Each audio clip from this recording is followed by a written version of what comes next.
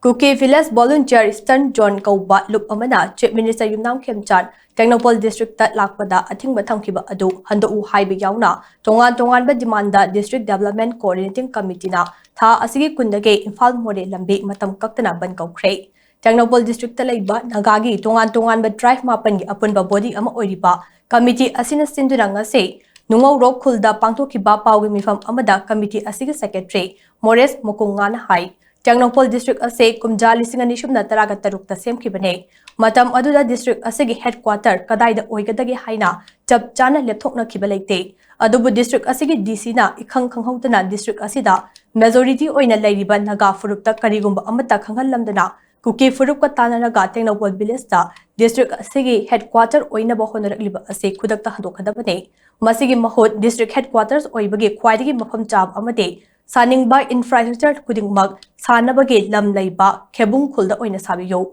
Nagasingi Apam Amata,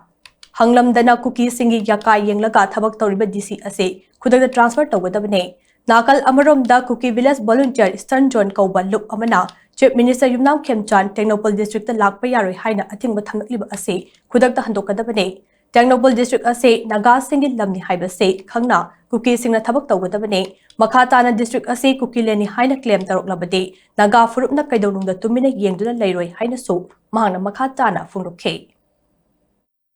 Honorable Chief Minister Manipur na Technopol District to visit Tawni Abisita Mokoina Sangba Yaroi and a Triton Tauba, Technopol Kuki Leni Haina Tazindana, Technopol District Kuki Singini Habi Rom the Tahan Missimasi, Yaning de, Masi Tauroi Dovni. Technopol District asi ekoi Nagana majority of the district ni aduna masida cookies in the Technopol District si moi gi lam gi type ta moi na sumaina cookie lene na thajin si matung na tawdana ngai gi damakta ngasi media gi thong da khangan jari karigumba masi gumba tawrak pataragadi ekoi peaceful coexistence on the liminary se masi akai myam lakani media gi through the thamjaninge